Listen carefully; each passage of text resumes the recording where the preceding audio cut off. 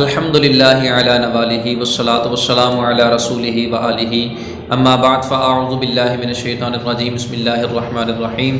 ناظرین، آج کا ہمارا درس شریعت احکام زکوٰۃ کے متعلق ایک اہم مسئلے کی وضاحت کرنا ہے۔ مسئلہ یہ ہے کہ کیا اپنی سالی کو زکوٰۃ دے سکتے ہیں یا نہیں دے سکتے، اس حوالے سے حکم شرع کیا ہے۔ تو شریعت مطہرہ کی روشنی کے اندر اپنی سالی کو زکوٰۃ دی جا سکتی ہے۔ جو سالی ہے یہ مصارف زکوٰۃ میں سے ہے، اس کو زکوٰۃ دی جا سکتی ہے، اس میں کوئی مضحکہ نہیں ہے، لیکن اس میں اس بات کا لحاظ ضروری ہے کہ وہ جو سالی ہے وہ سیدہ نہ ہو اور وہ مالک نصاب نہ ہو۔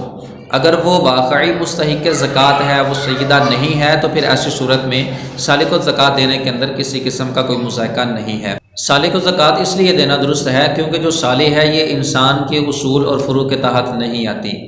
سالی کے درمیان اور اس بندے کے درمیان جو ایک ولادت کا رشتہ ہوتا ہے وہ ثابت نہیں ہے، تو جب ولادت کا رشتہ موجود نہ ہو تو پھر ایسی صورت کے اندر زکوٰۃ دینے کے اندر کوئی مضحکہ نہیں ہے، جیسا کہ علماء نے اپنی کتب کے اندر اس حوالے سے توضیح فرمائی ہے۔